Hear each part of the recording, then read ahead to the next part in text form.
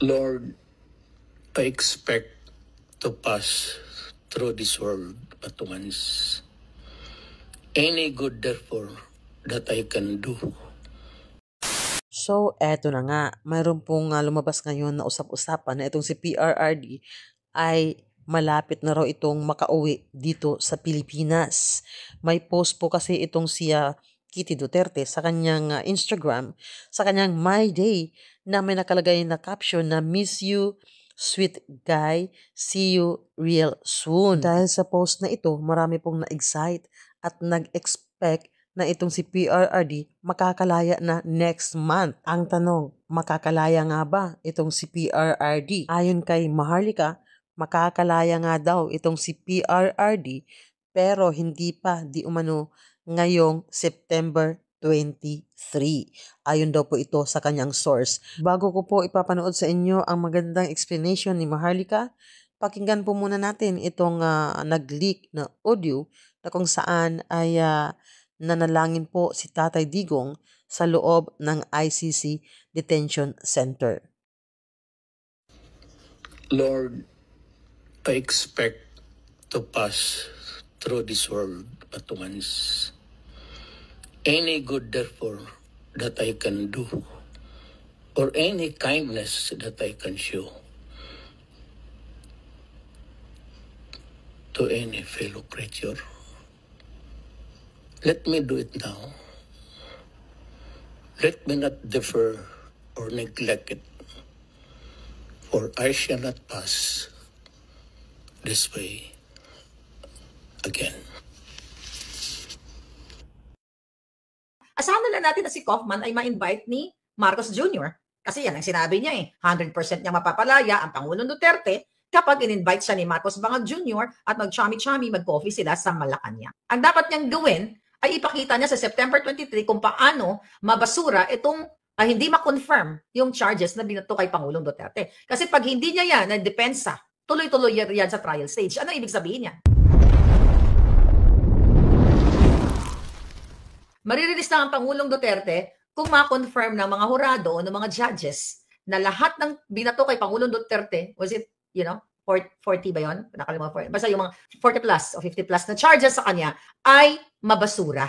Anong gagawin natin ngayon? Eh di syempre, tuwang-tuwa tayo. Pero not September 23, ayon sa ating palangga. Kaya nakakalungkot pa rin kasi ang iba, dami sa inyo na nag-expect talaga na mapalaya yung ating Pangulong Duterte. Pero based daw sa history ng ICC, pag mga ganyan, let's say kunyari nagdesisyon yung ICC judges na okay, walang basihan lahat ng mga pinagnangabels itong mga itong mga testigo na ito.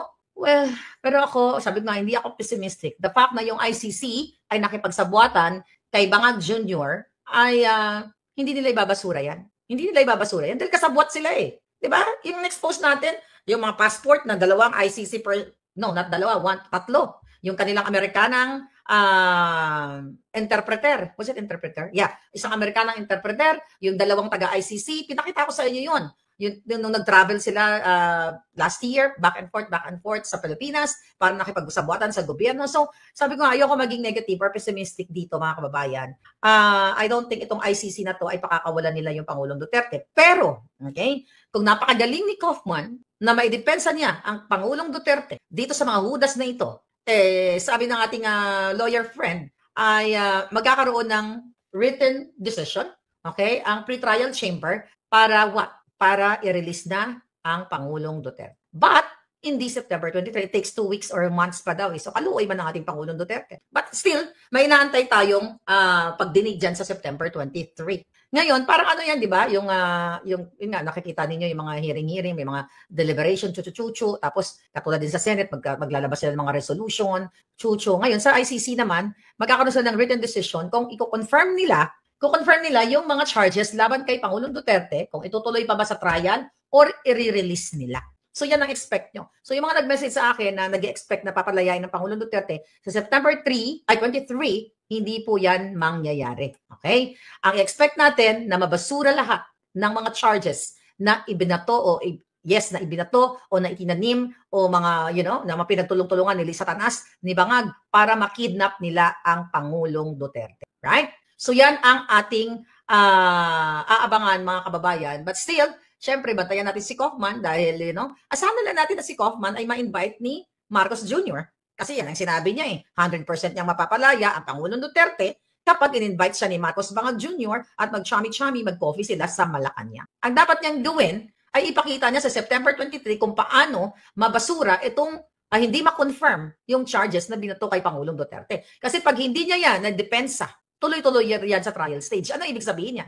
Tatanda, tutubo ang mga lalo ang balbas ni Pangulong Duterte dun sa loob. Kasi magkakaroon ng tinatawag na full trial. So meaning, mananatili ang Pangulong Duterte habang hindi natatapos yung full trial na yan at hahaba ng haba ang kanyang balbas, papayat ng papayat siya. Kaya ako naman, that's family's decision na binanggit ni Inday Sara na meron siyang tiwala kay Kaufman.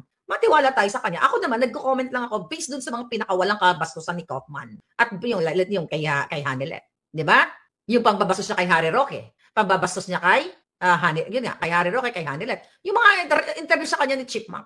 Kasi for sure, mag-agree kayo, abogado kayo o hindi, na ang isang abogadong matino, hindi sumasali sa eksena, hindi siya vlogger. Hindi vlogger si Kaufman. Defense lawyer siya. Dapat i-maintain niya yung kahit may mga personal dispute o family feud o whatever, kung meron man, I'm just saying, hindi siya dapat nakikisaw-saw dahil si Hanilet, kahit na mag-release si Hanilet ng ng appeal regarding dun sa pag-cancel ng kanyang visitation privilege dahil hindi na-inform ni Kaufman kung ano yung mga na-violate niya na sinasabi nung ICC personnel nung time 2 weeks ago, the first time na nag-visit siya nung pang-ilang balik niya ba yon, na sinasabing hindi na siya pwedeng dumalaw. Kaya nga, sabi ni Pangulong Duterte, huwag niyong gawin yan. And now, here is Kitty. Okay? I don't know, hindi nagsalita si Anilet kahapon dyan sa inyong event, dyan spoke sa Harry Roque.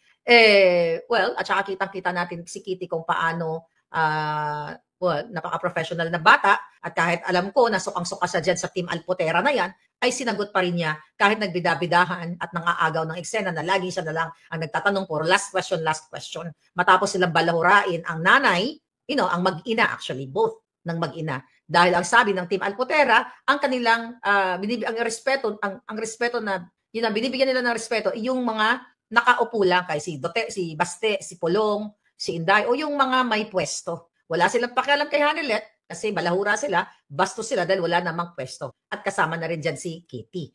Now, dahil kailangan nila ng content, kailangan nila ng views ni Chipmunk, nagpa-plastic, nagpaka-orokan doon, at ang kapal ng mukha, kahit iniiwasan na ni Kitty, tapos nagpa-selfie pa ng ganyan, di ba? Nakita ninyo? So yan ang strategy ng mga team mangga, di ba? Aminatics, Manganatics. Kaya sinasabi ko sa inyo, mga kababayan, itong laban natin para kay Vice President Sara, at saka para kay Pangulong Duterte at para sa katotohanan dahil sa pambababoy, pagkikidnap ng mga bangag, hindi ito matatapos hanggang 2028.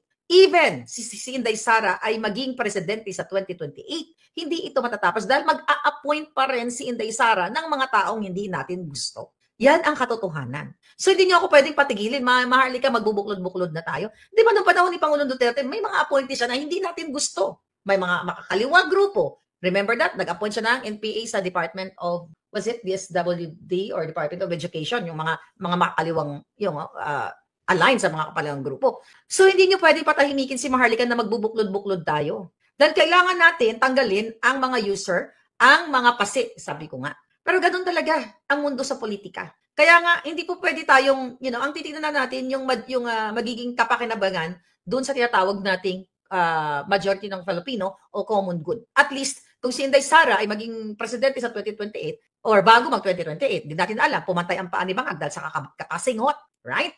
At least, hindi Bangag yung ating presidente. Pero wag yung i-expect. Kasi itong mga alpotera na ito, itong mga troll ngayon na nandiyan dyan, na sinasabing, Maharlika, ikaw ang nag-create ng mga hindi pagkakaunawaan, dapat magbati-bati na lang kayo. Ganon, kapag meron akong sinabi regarding sa mga nagpapanggap na Duterte, or talagang Duterte sila, pero meron silang monetary, interest, like using pagbenta ng libro, paghingi ng donasyon, pagdikit sa kay Pangulong Duterte, hindi yan mawawala. Hindi yan matatapos kahit na sabihin pang si Inday Sara na ang maging presidente. I'm here to open your minds, to open your brain cells, darling. Hindi pwede maging perfect ang government ni Inday Sara pag siya na ang presidente. O, kita mo yan, andyan si Mangga, di ba?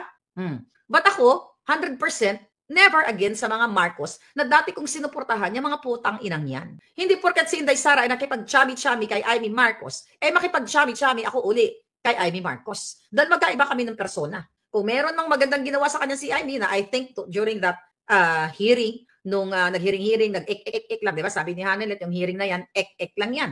Di ba? Ano ba ginawa ni Amy habang after that hearing na yan, doon kila Kanilaw, sino yun? Remulla, PNP, Torre, Uling, lahat, mga kasabwat lahat yung Lisa Tanasian. Meron ba siyang kinausap na body or ng gobyerno na i-push natin, nakasuhan ito mga putang inang to? May kinasuhan ba? Wala. Puro lang ek-ek. But still, ang tinitingnan ko dito na maari makatulong itong resolution. Dahil yan naman ang press release nila, si Amy, mapapadaw nang pumunta si Amy, Babalu, nang pumunta doon sa dahig. Ang press release ng Team Alpotera, nako, ito na. Di ba? Nakala ninyo, mapibit-bit ni Amy Marcos, si Pangulong Duterte. Tinanong ko yan kay Basti eh. Di ba? Dahil siya ang bringer of hope for Pangulong Duterte. Tinanong ko si Basti, I think yan, nandoon ako, sabi ni Basti, ang sagot ni Basti dyan, ay, nandito pa ba siya?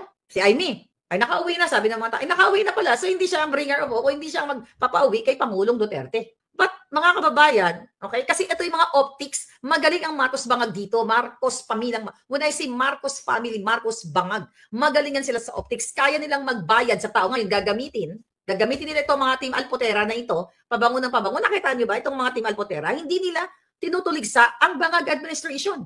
Tayo lang, shout out dito kay Channel 167, kay Maui, kay Dinamora, kayo dyan, mga palangga, lahat kayo na nandito, na talagang kayo ay nakasubaybay dyan sa mga team na yan. Sabi ko nga, hindi tayo pwedeng lahat magkakasundo sa isang issue.